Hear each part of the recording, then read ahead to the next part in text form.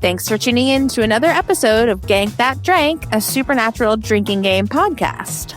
Want to skip those ads and get early access? Become a member at truestory.fm/join and discover all the other great perks that come with it. Hello, and welcome to Gank That Drank.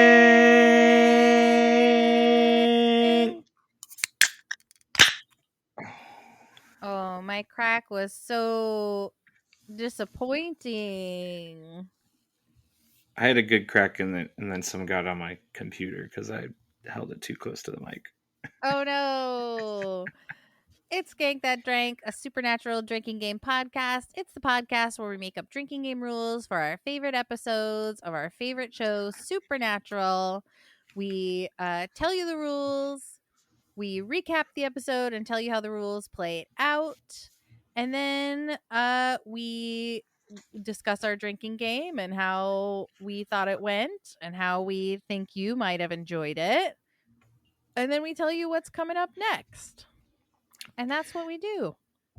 That's how things go here on Gank That Drank. Yes, it is. But who does it? That is a great question. I will say that I am Nate McWhortor, a performer and teacher at the Neighborhood Comedy Theater in downtown Mesa, Arizona. Yes, you are. And I am Krissy, Lenz, one of the directors and also a performer at the Neighborhood Comedy Theater in downtown Mesa, Arizona. And we're so happy to be here ganking and drinking with you for this, our holiday episode that will come out in the new year. Yay. Yeah, the holidays aren't over till Supernatural says they are, till Gank That Drink says they are. Yeah, that's right. So it's a Nate episode this week. It sure is, Krissy, and it is a holiday episode ish. I mean, it's very loose holiday tied around it. Yeah. It is season 14, episode 9. That is called The Spear. It is written by Robert Behrens and directed by Amin Kadrali. Okay. Kadrali, yeah, that's my stab at it. And yeah, it aired December 13th, 2018. Oh wow. So we're getting there. We're getting on towards the end. We sure are, and I'm excited to talk about it because I think it's a pretty cool episode. It's definitely not a standalone by any means. It's a mid-season finale, so it's all packed with all the myth and all sorts of callbacks and characters from bygone days, and yeah. Yeah, it made me want to watch the next episode, though. I was like, what happens next? I don't remember. I immediately watched the next episode because the next episode has an incredible beginning. The hook on the next episode is so good, and it's we could talk a little bit about it at the end of this when we get to the end of the recap. Okay. Because it is. I immediately think I watched the next 2 episodes after this because I got so sucked in, and then I had to go back and watch Bad Day at Black Rock, and that's kind of what led me in the last episode to be like, oh man, after watching some season 14, going back and watching some of this, it seems so. There's problems. They're so small, so little bitty and small. A rabbit's foot. That's all we're dealing with. So good. Well, Krissy, I think it's time to go over what the drinking game rules are for this episode. Okay, I'm ready. They are thusly: if we hear someone reference the empty, take a drink for when Cass says cookie-tacular. Yep. Take a drink when we hear balls. Always. Take a drink for a Fortnite reference. Yep. Take a drink anytime someone's eating or drinking. Okay, and that's the one I feel like I may have missed some. Okay. We'll go over them. I'm pretty sure I have them all marked pretty well. So, there's not many, but it's not. It's more than a couple. Take a drink for bro. Okay. Take a drink for son of a bitch. Son of a bitch. Take a drink for happy holidays, and there is one caveat to this because I threw it in there. There's a Dean version of happy holidays. Merry freaking Christmas. Merry freaking Christmas. Yeah, I went ahead and counted it. Take a drink for a traumatic head injury. Okay. This being a different rule, take a drink for a decapitation, or is this episode, we'll call it an Ichabod. The full The Ichabod. full Ichabod. Such a good line. I didn't think of this many years before we got to the full Ichabod. Mm-hmm. Take a drink for a Garth fight. Okay. Take a drink anytime we hear some Christmas music playing. Mm-hmm. And then the hero rule for this game is take a drink anytime we get some Michael eyes. Yeah. Because you can't And hide your Michael I eyes. I counted one Sammy that I included. Oh, I missed a Sammy. Oh, no. Yeah. Oh, how dare I. Oh, betraying the ethos of our show. Oh, Sophie. She feels a Oh, certain way about it, Sophie. too. All right. So those are the rules. Krissy, are you Excellent. ready to get Excellent. into the episode?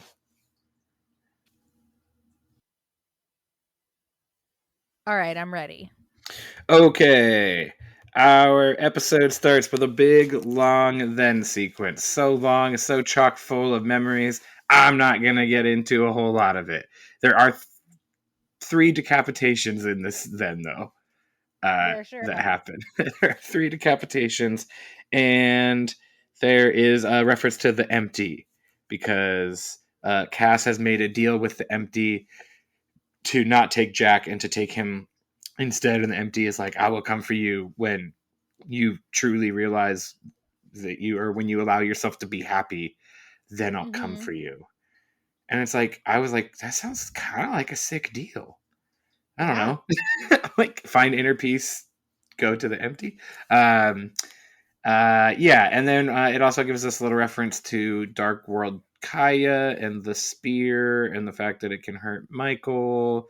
And this is also Dark World Michael that we're dealing with. Yeah, Krissy, we've never done any of the alternate Mm-mm. universe No, episode the season. Wayward Sisters stuff, we never got into it. Yeah, we never did.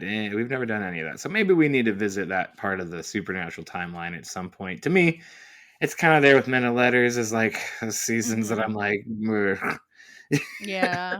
like they're fine, I guess. Yeah, like Uh, Ketch appears in this one, and we haven't done right. anything with Ketch or the British Men of Letters. Which he references, which he calls British Men of Letters, which I think is the funniest thing. Like, wouldn't he just call it Men of The Men of Letters? Letters, yeah. There's no way they called themselves the British Men of Letters. I mean, I know there were Men of Letters of all different countries. I don't know. It just seems like that's not what they would call themselves. Yeah, But they he would was just call like, themselves the Men of Letters, and right, then everyone else would call them the British Men of Letters. Yeah. right. And anyway, it's like one of his lines that, I mean, he is like kind of just like shoved into this episode, but it's like a line of his. I was just like, why would he say that? He's like, my British Men of Letters days. And I'm like, okay. Anyway, so yeah, the then is, like I said, chock full of a bunch of different stuff, and it got a bunch of different monsters, and it's just all throughout it. But basically, it's leading up that Michael is planning something. Dark World Michael is planning to take over this world somehow, and Dean was once obviously a vessel for the Michael, and yeah, it's all about that. So this episode begins with Michael, who is in a new female form, and absolutely kills it. Played by Felicia Terrell. Um, Love it. I love Michael's one of the more fun characters, I feel like, on the show for all the different various people that get to play Michael. Yeah, I agree. Including, of course, Jensen, who, yeah, Michael Dean is, oof. It's one of the best versions of Dean. It's so good. Yeah, it's Yeah. really good. So Michael is recruiting monsters, including werewolves, and there's two new recruits. There is a werewolf that I don't think is named, but I'm going to call Bro Wolf. Okay. And then there is Garth. Garth! Oh, look! Garth! And Michael says, "This one seems familiar. You're friends with Dean Winchester," and he puts on this beautiful line about there's a war coming, and I know I got to be on the right side of it for my little girl, and you're going to be the right side. And part of me is just sitting there going, like, guys, you know Michael can see right through this, right? Yeah. Like, this is the most like ham-fisted attempt at espionage ever, and Mm-hmm. just like. It's just I'm like, this seems so anyway. Yeah, we get this great little scene where he's like, all right, I'm on board, and then back to notes.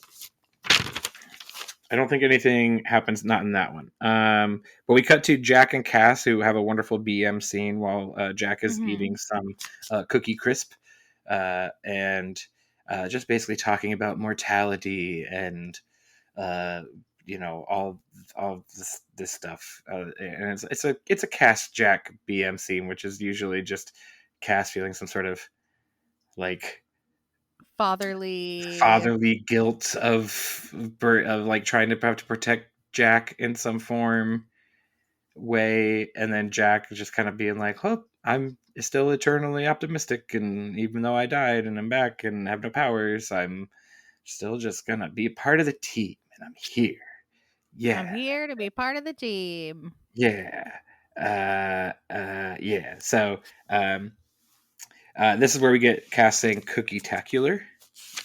So take a drink. Cookie-tacular! Also, Take a drink. Jack is eating, so take a drink. Yep. And I believe Cass also says the empty during this, so take a drink for He that. does. He does. They say Yes, it twice. yeah. Um, so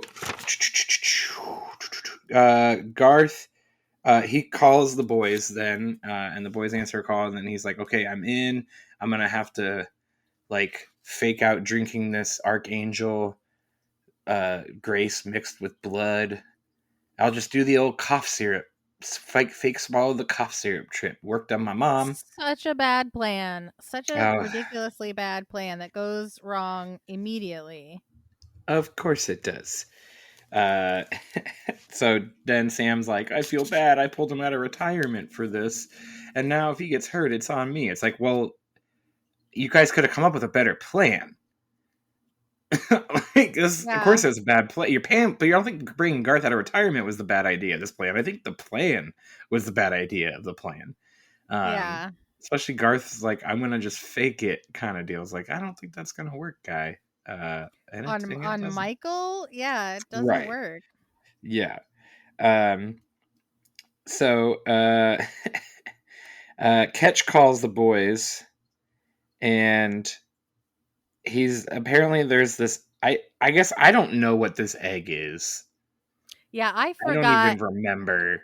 anything to do with this egg. I do not know what it is, but apparently they're trying. It's an exercising egg, and Ketch had to go get it from some far off reach of the world, but then got chased by a bunch of goons, and goons like then he just put it in the mail,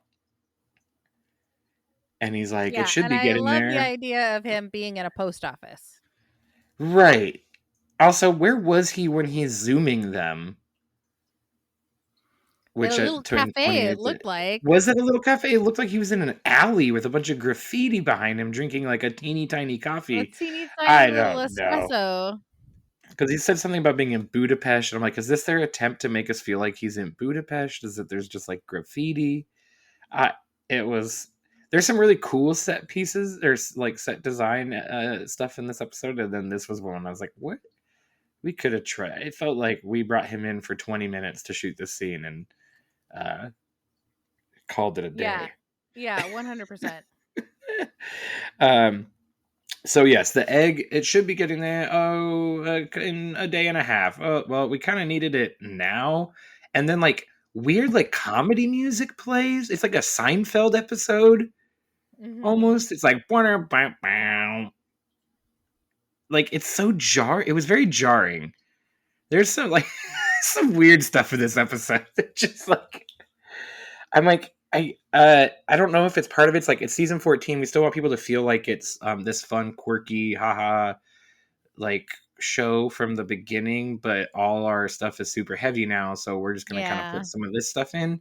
That's what it feels like, and I'm like, Wah, or maybe wah, just have some episodes wah. that are like more dark and things, and then episodes that are more quirky. Like rather than trying to shove it all everything into one episode every Yeah. time. That's how I felt a little bit. I was just like, the tone of this episode starts off so strange Mm-hmm. before it gets into like the real action parts. So um, we're back with Garth and the Bro Wolf, who he's like, all right, man, like I think they're ready for us, and like the Garth thumbs up is great. I don't know if those are gifts you can find anywhere, but I really hope they would be because I love that Garth Yeah. thumbs up. Just they're like real Mm-hmm. unsure, like well, right behind you.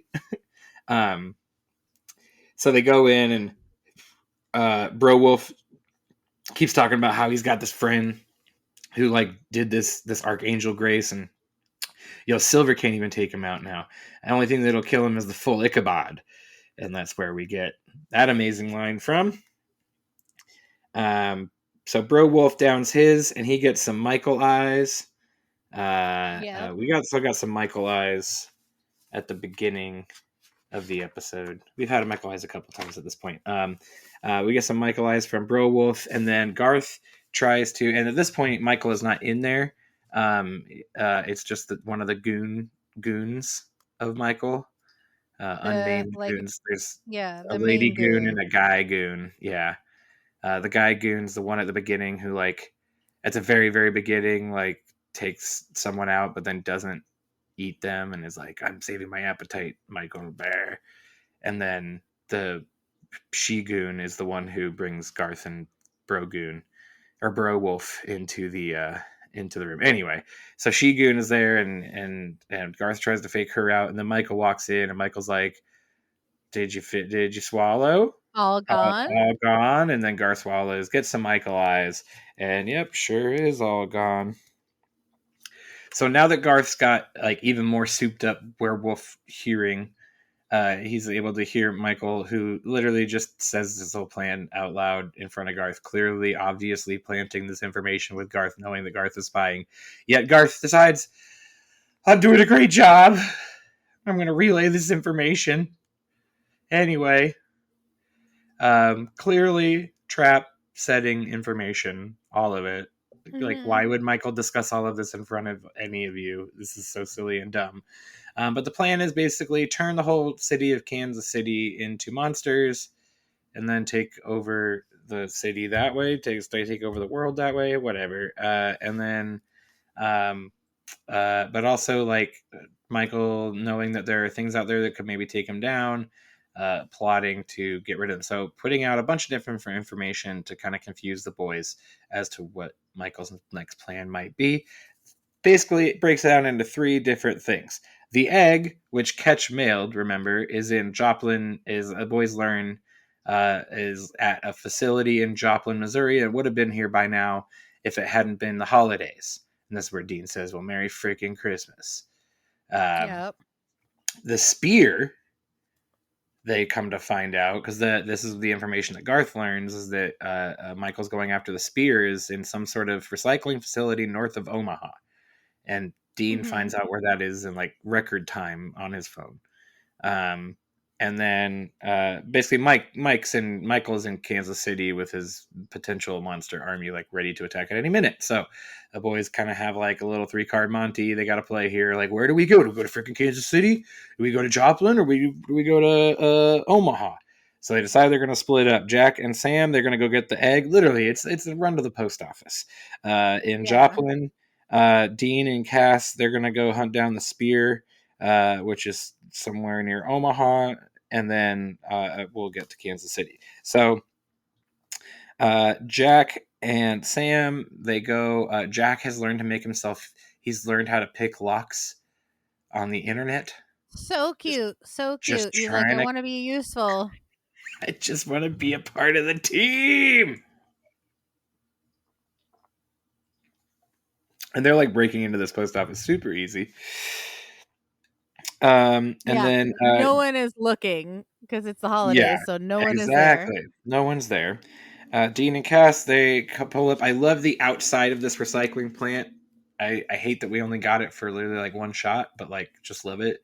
The big stacks of like Mm-hmm. newspaper bales and the recycling bales, and then Yeah, the it's a great Parkland baby, location. and it's a great little location. The inside of it, dark and kind of nothing, but I love the exterior shot of it.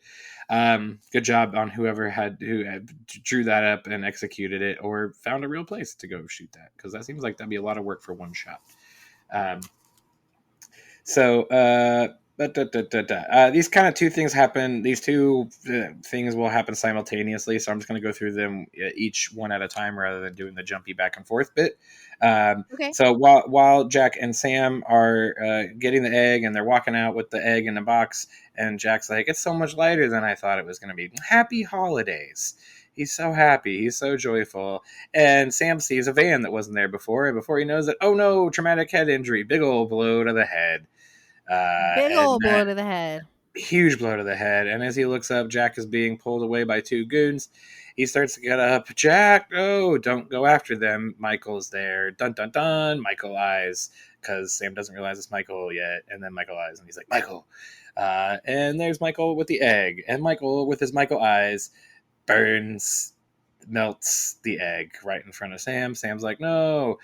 Michael tosses Sam against the van twice. Two more traumatic head injuries. The second one finally, like, actually knocking him out. But doesn't kill him. Just melts the egg, throws him Yeah. around, and he gets away. So within that whole sequence, we got, Michael says happy holidays as well. So we get 2 happy holidays, 3 traumatic head injuries, 2 Michael eyes, and Jack is gone. Back in Omaha with Dean and Cass, they're wandering around. There's like clearly evidence that someone's living there. Dean obviously knows it's Dark World Kaia. Krissy, I don't even know how well I can super get into the Kaia storyline in general, other than there was a This World Kaia and a Dark World Kaia, and they took This World Kaia to the Dark World, who died, but the Dark World Kaia made it over here, right? Yeah. That's kind of how it Yeah, goes. and it was supposed to be the whole backdoor pilot for the Wayward Sisters. To have all these like teen girls that they were raising like a Buffy army. Right, And it just never went anywhere. So it sort of became a dead end. But she's got this spear that we know can hurt Michael. right. So that's what they're after, and we have this whole scene once she reveals themselves, because like Dean and Cass are like, where's the army, where's all the people, like shouldn't there be a bunch of people? Also, like, this is their information, and they had a shorter drive, and they, like, why are they not here? Maybe they already got to her. No, there's no sign of a struggle. Anyway, she pops up and she's like, I've already told you, you can't have my spear, you can't take it from me. And they're like, well, we're here asking for it. And basically, her whole thing is she wants to get back to the dark universe, the bad place, as they call it. Yeah, for some unknown reason. Right. And so Cass kind of calls her out on that. It's like, you're hiding something. You came here for a reason. Now you want to go back so bad. What are you not telling us? But Dean also lies, because she's like, not Jack, the boy, the one with the powers, he can help me. It was his magic that helped bring me here in the first place, along with mine, but I don't have access to mine. Like, his magic can get me back there. And Dean's like, yep, he's totally still got his powers, and we'll do that for you. Just give me the spear. And Cass, like, side eyes him, like, Yeah. that's not true. You know that's not. And it's like, come on, Cass, how long you been doing this with us now? Get on the bus. Come on, man. So, unfortunately, no cool like fight scene with Kaia. She just says like, "I will kill you if you don't bring me my spear back." So off they go with the spear. no egg, but we got a spear. So the whole plan was to like hit Michael with the egg and the spear, maybe trap him, but Dean really just wants to kill him. Like that's a conversation Cass and Dean have, where Cass is like, "Yeah, we can trap him just like we did first Michael," and Dean's like, "Look, that guy lived in my head, and look, I'm sorry, I thought I understood when you and Sam had Lucifer in your heads, but I clearly did not understand, and I will not be truly happy until I am the one to kill him."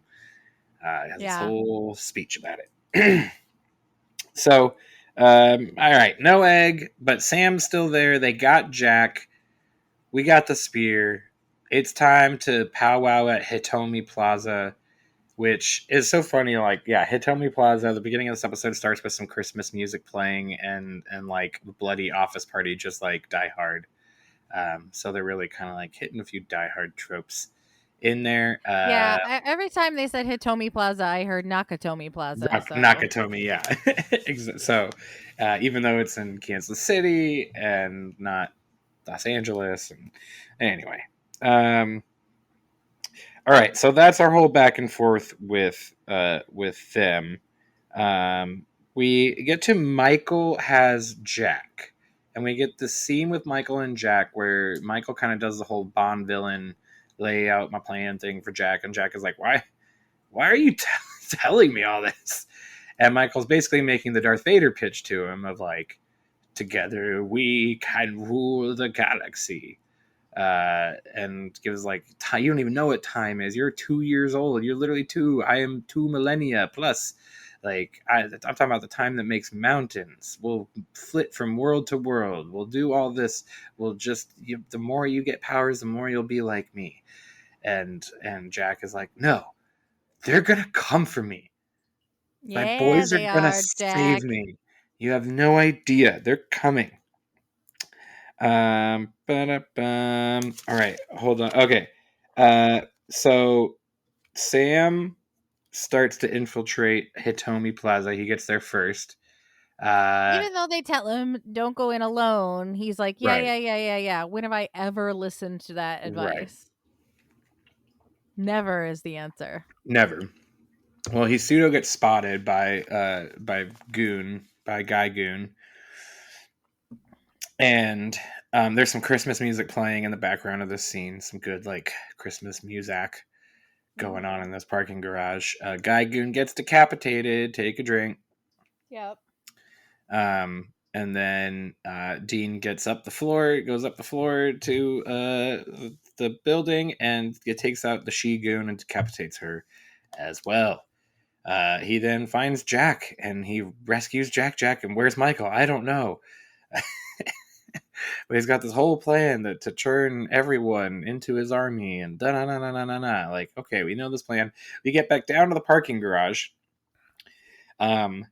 Christmas music playing again. That's where we then meet up with Dean and Cass, and Dean's like, why'd you go in without us? But this is also where we run into Garth. It's Garth. Before we go back down to the parking garage, it's Garth. And it's like, oh my gosh, Garth. And then, oh no, Garth is starting to churn, and he's trying to stop it, and we can't stop it. So we got to fight Garth. We're fighting Garth, and while we're fighting Garth, we get some Michael eyes from Garth. We sure do. And so, but luckily Sam is able to subdue Garth without killing him, and they just tie him up and put him in the trunk of Baby, and that's when we're back down with Dean. And the Christmas music is playing, and we get this wonderful little speech that I'm really hoping is on the wiki, because I don't think I wrote it down word for word, but it's this great little moment as Ode to Joy starts to ramp up and play, where they like list out all the things where they're like, okay, so we have no element of surprise. We're walking into what is most likely a complete and utter trap, set by a full-powered archangel. Impossible odds. Feels like home. Yeah. And then Ode to Joy starts blaring, and we get like the hero shot of the four of them. Jack is literally wearing like a Santa jacket. like jacket. It's pretty funny. Yeah, so we get Michael waiting for the boys to attack. Come on, boys! Like I got a schedule to keep. And then Cass goes first because Cass is the Oh, and angel. she's drinking. Oh yes, she is drinking. Yes, that is. I forgot to So mark take a that. drink. Yep, take a drink. I did mark it. I forgot to say it. So Cass. Oh, there you are, Cass. And she goes, and Cass is just like kind of the distraction to get her out of the room. So she beats up Cass, and then we get to the main fight, and she gets back in, and the boys try to take her out, but of course, all for naught. And we have a little tussle. Dean tries to use the spear, but it doesn't. He falls, and then Sam gives him the spear, and then and he cuts Michael, and now he's got Michael against the wall and against the glass window, and he's gonna go stab Michael, and then all of a sudden he starts getting like blurry vision and sweaty, and he can't do it. And Cass and Sam are like, Dean, just do it, stab it. And then no, all of a sudden Michael falls to the ground. Then all of a sudden Dean has like a little flick of the head, steps forward. We don't see Dean's face at all. Holds out the spear, snaps the spear in half. Yep. Oh, Big, it's such a good moment. such a great moment. Such an epic, awesome moment. And then the turn of Dean, turn around, like Dean turns around, and it's clearly Michael in there. And the speech that Michael gives is what Jensen's ability to just like play Michael is so good. Basically he says like Dean, he was always scratching, he was always itching, he was always trying to get out. He had so much hope, and he was really pestering me. He was really pesky. It was so frustrating him having him in there. So I decided to I left, not without leaving the door open, leaving the door cracked open. And I let him concoct all this plan and have all this hope and everything, and I let it get all the way to this point so that I could fully and utterly crush him. And now I have, and now he's in there, and there he is gone, and there is nothing you can do. It takes a drink, uh, and now it's time for me to do this. Snap of the fingers, cut to black. Episode over. Yeah. That's the spear, baby. So That's tell the me what happens at the spear. beginning of the next episode. So the beginning of the next episode is Sam in his like recurring stasis, like whenever they're occupied by an angel or demon or whatever, they get thrown into, or similarly with like oh my gosh, Jin, Ezekiel? where Oh, they are right. like You're where legit. they're like living the same day over and over. They're living like the same kind of like moment over and over or whatever. And it's like basically Mm-hmm. like Dean owns a bar, like a roadside bar Called that Swayze's, right? called Swayze's that no one comes to. And Pam is there, and she's not blind. And because season 14, man, they're apparently all about just bringing back people from. uh, so she's not blind, and then basically like some vamps try to come in, and they just like murder the vamps, and then they drink, and then they have their will they won't they, and then the whole thing starts over again. So it's like Mm-hmm. it's yeah, he's living the same thing over and over, and so I think the plot of the next episode is trying to get in and break that somehow, some way. But yeah, it's a great beginning because it's this whole kind of just like epic scene of him taking out a vamp who walks in as like pretending to be basically someone trying to buy the bar, and he's like churning them away, and then there's a fight, and then there's like a passed out drunk person at the bar who also ends up being a vamp, and he takes them out too, and then he and Pam celebrate, and then it all happens over again. It's fun. I love it. Maybe someday we'll do that episode. Yeah. Okay. But right now we need to talk about how the drinking game rules played out, and I have a feeling I'm off on a bunch of them. Okay. It's a lot of them are only once, and then there's a few that are definitely hit a lot more. So, we get the empty. I got twice. I got 3. You got three. See, I thought I missed one there myself. Cookie-tacular once, balls once, Fortnite reference once. That happens when Bro Wolf is just talking with Garth about the effects of the blood and the stuff. Dude, Fortnite. Yeah, I didn't get if they hadn't pointed it out, I wouldn't have known the reference. Yeah. Someone eats or drinks. How many times, Krissy? I got 6. I got 5. So you actually got one more than me. Boom. Okay. I got one bro. I got one son of a bitch. Right. How many happy holidays? I only got 2. I got the 2 plus Dean's Merry Freaking Christmas. Okay. I got 5 traumatic head injuries. Oh, I got 7. Oh, see, this is why I love that rule. I got 5 decapitations. Okay, me too. 1 Garth fight. Yeah. I got Christmas music playing 4 times. Got that. And then I have 8 Michael's eyes. I got 11. Dang. See, yeah, I'm bad at counting. And I got 1 Sammy. Yes, and the 1 Sammy. Boom, so you played a better game than I did even. Yeah. I give the game I'm not criticizing the game, but just because it's one of those episodes where you have to do a bunch of onesies and they go chronological as opposed to like few rules that hit over and over. So I give it 3 out of 5 spears. Yeah, I was thinking 3 out of 5 spears too. Cause yeah, I kind of like had to throw Michael's eyes in there just to like give it some oomph. Yeah, we could have done anytime someone says spear. Yeah, but I feel like I did that on with Sheriff the last time, and I was like, yeah, Okay. it's gonna Okay. be that's gonna be a second time in a row of like really, really having to pay attention to one word being said. Yeah. So that's why I was like, I went with the bunch of rules that only hit 1 or 2 times versus Yeah. I've done that. yeah. I've done that for episodes before. I get Yeah. it. I get it. Okay.